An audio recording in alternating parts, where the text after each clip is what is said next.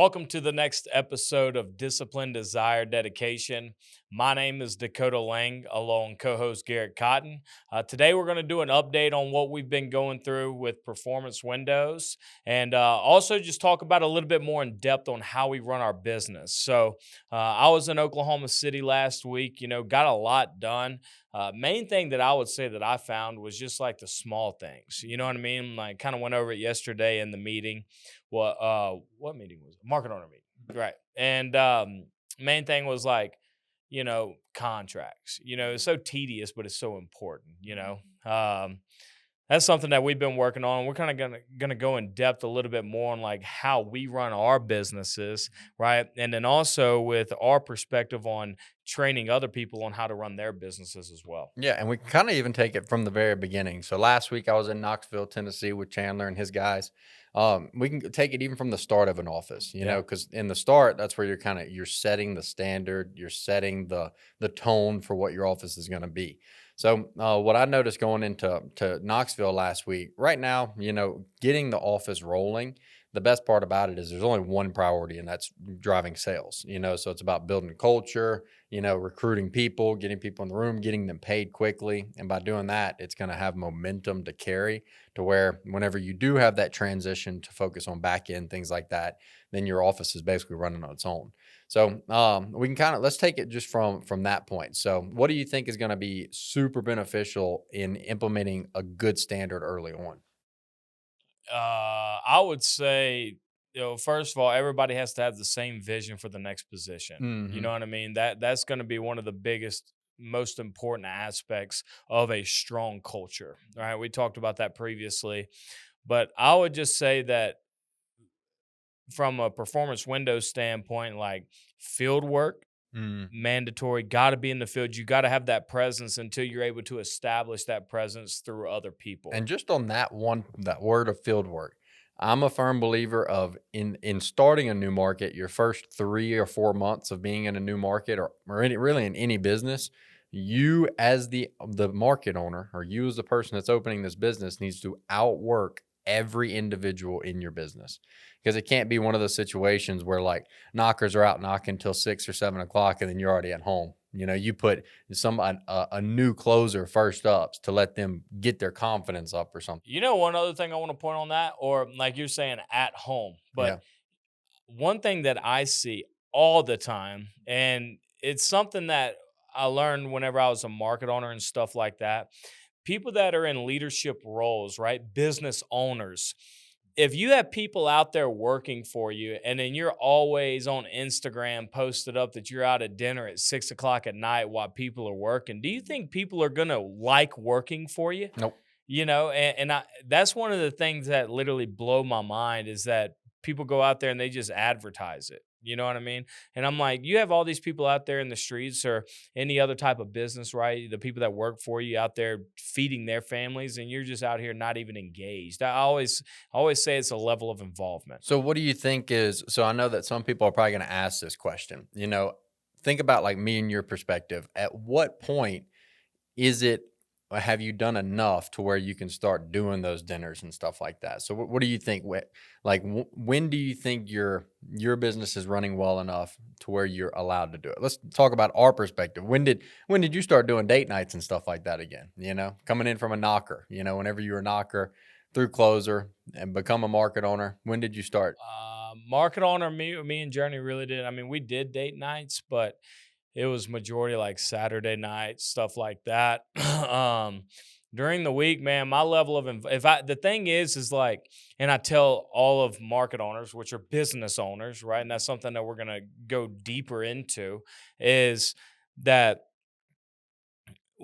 I couldn't go to dinner because I was still so involved in my operations at my Yeah, office. dinner would be miserable because we're gonna be on Trello or we're gonna be on the Yeah, and Boxer. then my fiance is just gonna be sitting across from me, just looking at me. Yeah, You know. saying, "Will you get off your phone?" Yeah, exactly. So I think that's something like when you're building a business. Honestly, I don't know if that's the life of an entrepreneur. Yeah. So would you say going on the idea of balance, coming through like once you start your business and when you're in that role or you're the leader, is there any kind of balance? Would you say? No, no. Yeah.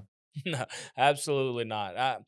People that say work life balance are people that don't want to achieve higher stakes in there. They're complacent. They're okay with staying the exact same. The only way that you can elevate and keep growing in your career is by having no balance. It's all in. All right. Grant Cardone says it. It's right being 100% committed to that goal. You can't be 100% committed to that goal and also go do this over here. Yeah, be wanting to Yeah, buy houses or go and, get a girlfriend, right. things like that. Yeah, I think it also on another level, yeah, I agree with you on that. You got to be 100. It's better to give 100% to the right thing than it is to give 50% to the wrong. But I think it's kind of like it's an individual mindset thing of people, or they either want to survive, they live their life and they just barely get by, or they have that decision where they want to thrive. For us, I mean, we were in Louisiana and we were, surviving. Every single day it was, we'd get by for the day. We worked a shift and then we'd go out that night, and that was just, you just live day by day. And it was until we made a shift in our mindset where we were like, all right, enough's enough. I'm tired of this surviving lifestyle. I'm done surviving. Now it's like I'm going to put everything in until I'm thriving in life. And let's talk about, because like even whenever people become closers, or honestly people in the door-to-door industry in general, I mean, you got people making 300 plus a year, and that's like normal. You know what I mean? And when people start making 300 plus a year, I believe that some people just put in their brain that they made it. You know what I mean? So like like at that time, they might be thriving in other people's perspective, but at the same time, they could still be just surviving. Yeah, it's probably in the idea of like, I mean, even for me, it's like my mom was always she made good money. Like people in high school used to be like, "Oh, well, the Cottons are rich." No, we weren't. We were not rich. It's just my mom made more money than the average person in our city. So on that perspective, whenever we make more income than like our parents, then we think we made it. Like we're like, "Oh, I'm more successful than our parents are." But as we've found out, as the world continues to go on, we're far, far away from our visions of success. Yeah, and I think that's one of the biggest things is like with your business, it's just like your personal goals, right? You have personal goals, business goals, financial goals, right? You can definitely separate your goals in different categories. But I think that you constantly have to raise the bar on your business. Let's backtrack to like, go back to starting an office. People start an office typically with one closer plus the market owner, right? So let's say they go through that first 6 month period, which what we're talking about requires the most field work, right? Honestly, if you're in the field all the time after 6 months, that's because you're doing it wrong. Yep. Or You know you what I mean? you were going out there and not building the people up in your office. Yep, exactly. I see that sometimes in a new market where a market owner will go out to field and they'll go be self-genning, but all the knockers in their office have zero sets, and then they're not getting better. Whereas for me, if my knockers aren't getting sets, I'm gonna go knock in front of them, and I'm gonna make sure they're watching me, and that way it's constructive for both of us. They got to see a set, and I get to set a set. So we're still having production in the office. So I think it comes down to they either wanted for themselves, and therefore that's why they're still working in the field 6 months later.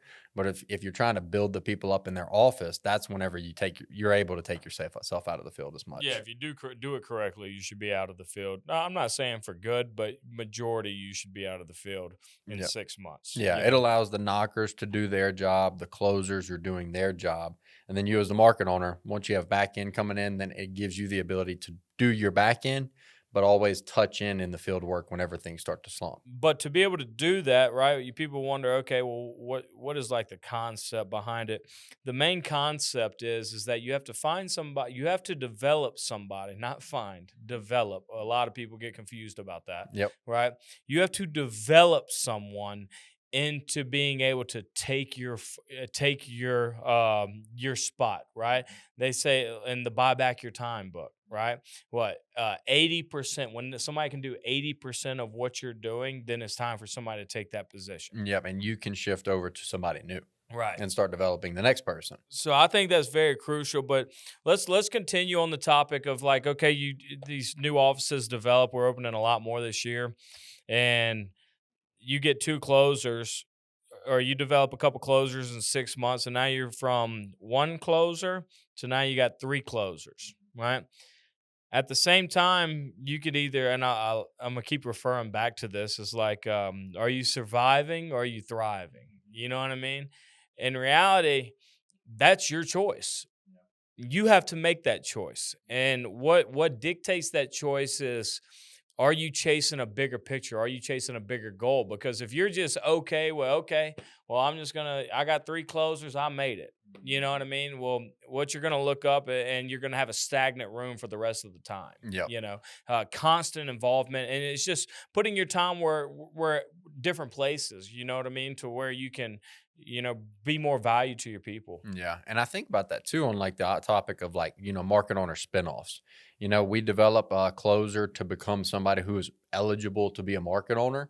And I think the only way that you truly avoid a slump is once that person's developed, you let them basically run your role while you find your new number two, while they're still in the office, this market owner spinoff. Because I see what happens pretty often is people, they get their spinoff person and that's who they've invested all their time into. And then that person's running the office. And then that's when the market owner will tend to get comfortable because they've got a super strong closer who's doing the work for them. And so if to avoid like a slump or any type of like dip in sales, once you get that person to, they're producing 80% of what you're capable of, don't kick your feet up and say, "Hey, oh, thank goodness, I finally have somebody running this office." Take that as your time to shift over to the next person to start developing that person. Yeah, I think that is very crucial, right? Constantly looking forward. Because we've seen that. I've seen it in offices where we spun off. We spun off an individual, and in that after that person got spun off, the person who was supposed to be next up for a market owner spinoff, we noticed that that person is now getting off script. We noticed that that person's struggling to get a self gen. But why is that? It comes down to because the market owner did not shift over their attention fast enough. They wanted to wait until this person was fully gone before they got back into the field and started working, but it comes down to choice. You can either survive and be like, oh, I've got a market owner spinoff, so I'm set.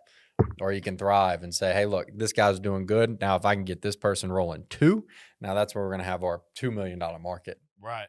What would you say is some of the biggest traits that you see from somebody that does that very well and somebody who doesn't do that very well?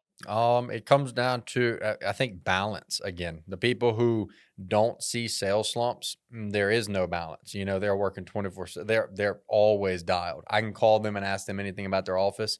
They know everything about it. And I can say, hey, that appointment that canceled, did you listen to the zero? And they're like, oh yeah, I've already fixed it. Like those are the individuals who don't allow sales slumps. Whereas the individuals who do, it's more of like I'm calling them and asking what they're doing. On Instagram, they're going to hockey matches and they're going to dinners and they're going to play dates with their kids. And I think back and like, I never did that, but that's why they're slumping. They're choosing to have a balanced life, which doesn't exist, instead of just focusing on success until they can kick their feet up. Like on that topic of people, you know, work life balance, which doesn't exist, but I would say it goes back to what we preach on day one. When people come in as knockers, we tell them if you treat it like a job, it's going to pay you like a job. It's a little bit different aspect whenever somebody's getting a market owner and they're clearing over $500,000 doing minimums. You know what I Mhm. mean? So, how do you get to how? And this is a collaborative conversation. How do we get people that maybe don't have that skill naturally? How do we get them to develop that? To develop the skill of Constantly growing an office rather than, having minimum standards of 500,000.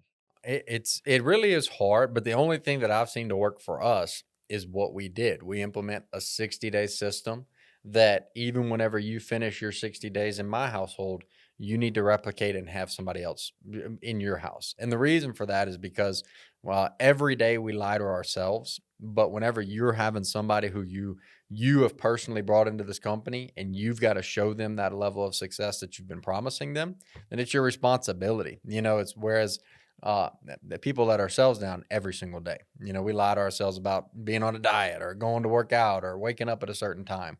But if I like me recruit you into my house for 60 days, I've got to show you that it's 60-day sacrifice, 60 days of doing exactly what we're supposed to do.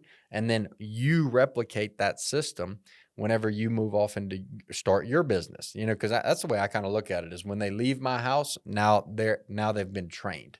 They know what they need to go do. And if they replicate everything that would happen for them in my house, then they should be able to replicate the same results that happen for them. So I think it's purpose driven, and the purpose is to do it for other people, not to do it for ourselves.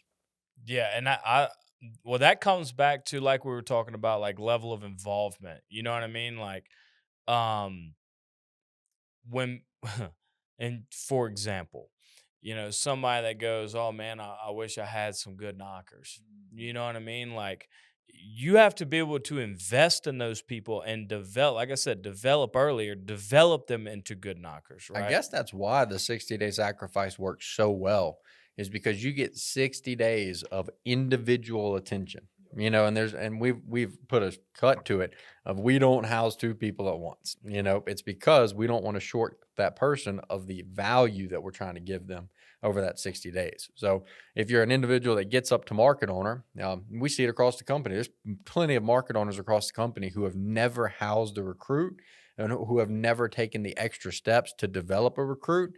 And those individuals are really, really bad recruiters Hmm. because they're just doing it. I mean, if you ask me, and they're doing it more for themselves and for their benefit rather than the benefit of saying, I've changed that person. And what's really cool is like people that aren't even from our downline that are with performance windows that have adopted that habit. You know what I mean?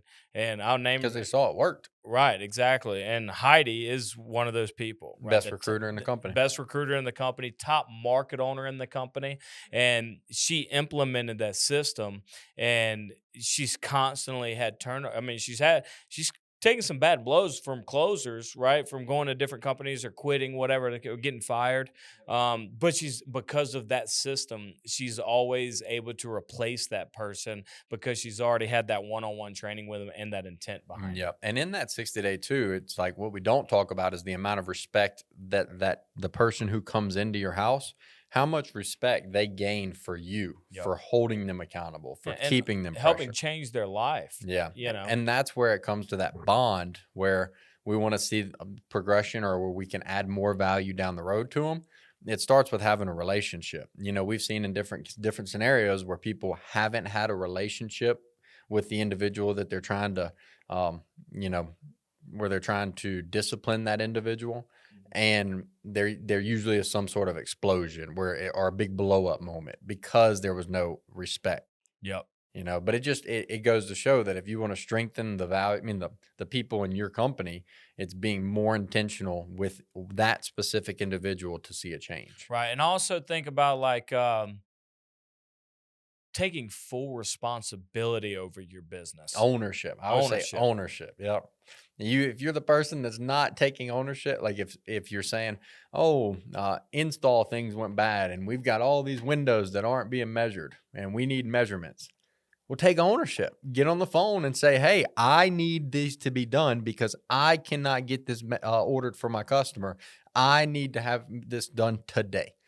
Take ownership. If you see somebody's getting cancels, take ownership and say, "Oh, no, no, the customer had this problem and this." No, say, "Hey, look, I did not give that closer enough attention to fix his cancel problem." Right. It's just taking ownership in any situation in your office. Yeah, I agree with that, and I one of the and that comes back from balance, running your business, right? There is no balance in being an entrepreneur. Yeah, you can't just say today I want to listen to zero. It needs to Yeah. be after every single appointment that's a no-go Yep. or that's a cancel. You have to take that time. Right.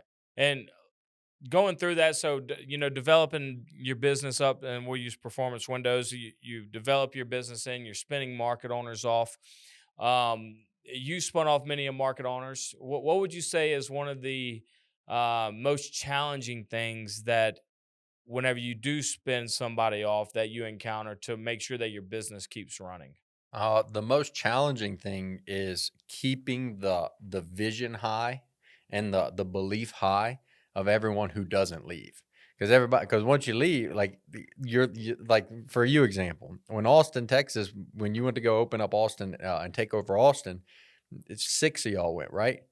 And so we have six quote, quote, top dogs, the guys who are number one in the office, they're all leaving the office. So, how do you keep the vision high and the belief high of the individuals who are staying back? So, I think that's probably the biggest challenge because a lot of times they spin off and then a slump usually follows because, you got rid of your A player per se. But if you do, like we were talking about earlier, have your market owner spinoff developed and then shift over to start developing your next person, there's no gap of I had one slump out of whenever I spun Thomas Trent and Chance off, and then Zach took over. When Thomas spun off, or Thomas and Trent spun off, we constantly had an uphill trajectory. When Chance spun off is when we saw our first dip. And I think that was one of the biggest things that I was always doing is I was constantly I was excited. Mhm. When getting somebody out, I was telling that, like you said, I was already shifting my focus to the next person of, okay, your time is here. Yeah. You know what I mean? We need to start preparing. That way, don't wait until he's out to start preparing. Go ahead and start preparing now. That way it's a smooth transition. It's like nothing even stops. Yep. It's whenever I agree with you. It's whenever it's like a big ordeal when you have people leave Mm. that you see slumps. Yep. But if you make it not a big deal, like, oh yeah, I mean, this is just what has to happen, and make it like it's no change in the room, Mhm. then I think people just naturally fill into those spots that they need to, their new roles, I would say. What about on the alternative? What would you say? So that's on a positive. You're spinning off and you're at your high because that's why you're spinning off a market owner. What about these markets who are at a low month and they're kind of dealing with the same thing of trying to retain people, trying to get on board new people to get them paid quickly? Do you feel like it's a different situation?